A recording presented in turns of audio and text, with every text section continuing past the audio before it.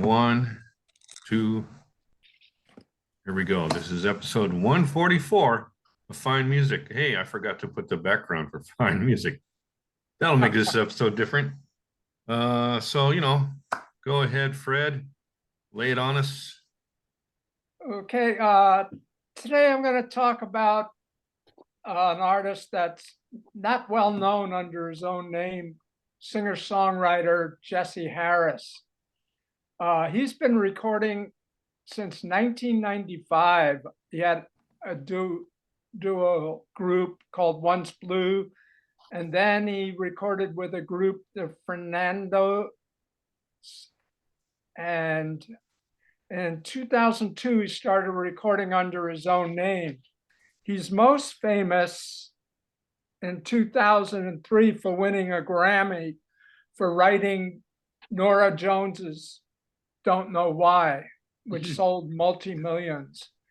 A lot of people have recorded his songs, Petra Haden, the Black Keys, Willie Nelson, Amy Lou Harris, The Bright Eyes, Cat Power, and numerous others. He has a breezy, casual groove to his songs. Some writers compared him to Paul Simon. He kind of swings and sways folk rock, but he also experiments. He collaborated with John Zorn. He's collaborated with Petra Haden. In 2015, he came out with No Right, No Wrong, one of his albums that stand out because he collaborated with a group called Star Rover, a kind of experimental group of drummer and guitarist. And in an interview I read, he was inspired by Neil Young's After the Gold Rush for this album. It starts out with an instrumental, Pandora's Box, and features another guitarist, Julian Lang, with him. And once again, the band adds to his songs, and he has gentle lyrics. It's breezy, but very coherent, and the collaboration really works. It really spotlights his songs. In 2012, before that album, he had an album called Sub Rosa, and he went to Brazil to record this album. Again, it shows that he's very experimental, widened his horizons. And even though it's a tropical feel to it, he doesn't get hooked on a bossa nova feel. The performance is done with confidence, and it's in his own style, yet using Brazilian artists, and Norah Jones shows up on this album.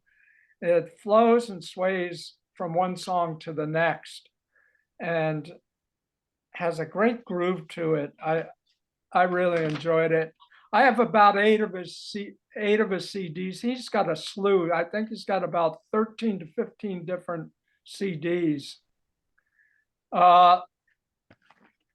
Another one, Spotlight, was called in 2019, Songs Never Sung. And it's kind of a jazzy, orchestrated band album. It has horns on it, kind of jazzy pop singer style. Low key, but always has tasteful arrangements and great lyrics. Suppressa 2021 came out, and he headed once again down to South America and recorded with a South American performer. And the collaboration again works so well and it also features Melanie Godart, who he's written songs for. She's on piano and background vocals on some of the cuts. Bill Frisell, who also shows up on a number of different albums of his playing guitar. And he weaves in and out of the vocals just right. It's a sweet album. And then his latest album, which was released recently, Silver Balloons. He's influenced by Philip K. Dick's stories. Sort of a science fiction vibe to it. It's a jazzy, in some parts, kind of prog, because he uses what's called an H300 harmonizer, which mechanically, I guess you run the guitar lines through it and it'll come out spontaneous, something you wouldn't expect. But they used it on this album, and it has a sort of randomness to some of the music, but stays, even though it's experimental, it stays quite in the Jesse Harris realm of his songs that he's been doing for well over a couple of decades now. I highly recommend them. You're looking into them and pay a little bit of attention to his music. I think you'll like the style he has. It's unique and in depth.